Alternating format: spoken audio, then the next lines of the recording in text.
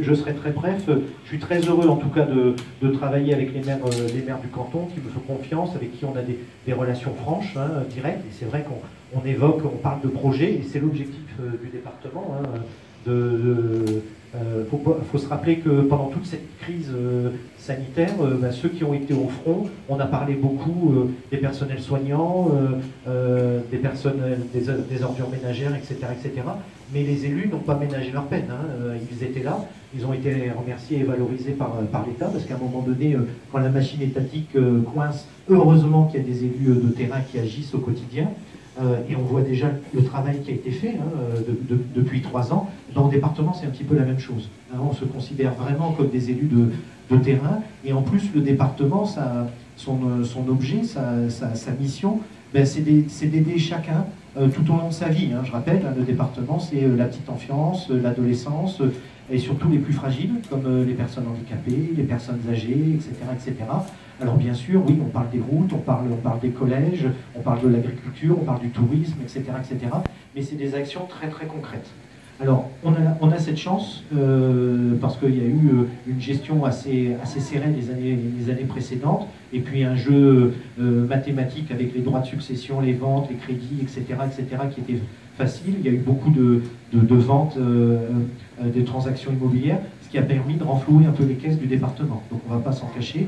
Aujourd'hui, il y a un budget qui a été voté en début de semaine, qui est très confortable, et un budget qui est ambitieux en investissement. Plus de 140 millions d'investissements, c'est du jamais vu pour la collectivité. Alors ça peut paraître des sommes énormes, c'est à se répartir pour 770 communes, bien évidemment.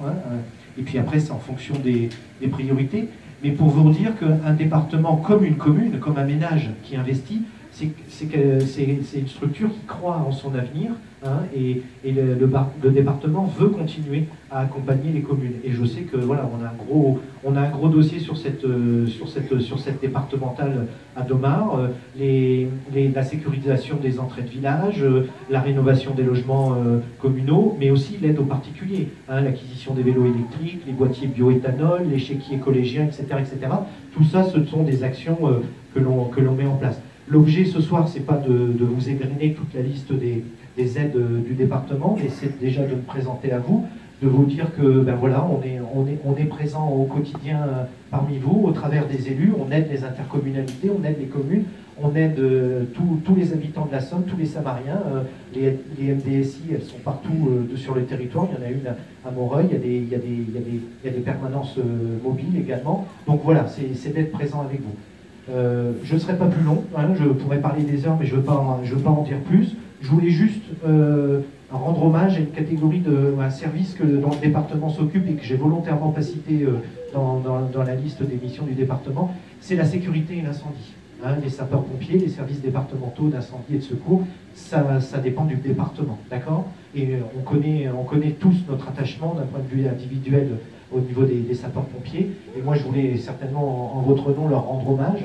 Ils ont été aussi sollicités par cette année un petit peu compliquée, et leur rendre hommage également par rapport aux valeurs qu'ils véhiculent, les valeurs de la République, d'engagement, d'abnégation, de courage au service des autres. Et moi, je me permettrai de reprendre ces valeurs à mon compte en tant que conseiller départemental du canton de Moreuil, pour vous dire que moi aussi, je suis à votre service, je suis à votre disposition, et on ira courageusement au front s'il y a besoin de défendre des dossiers et mettre en place des actions. Alors tout simplement, je voulais vous souhaiter une très bonne année 2023, bien évidemment, de la santé pour vous et ceux que vous aimez, pour vos proches, et puis j'espère une année de quiétude, de sérénité, de semblant de bonheur retrouvé, d'un peu de convivialité, et puis voilà, qu'on puisse enfin commencer à revivre normalement ensemble. Merci à vous, très bonne année, et merci de votre attention. Merci Bertrand. Et bien maintenant, donc on va dire vive les Galettes.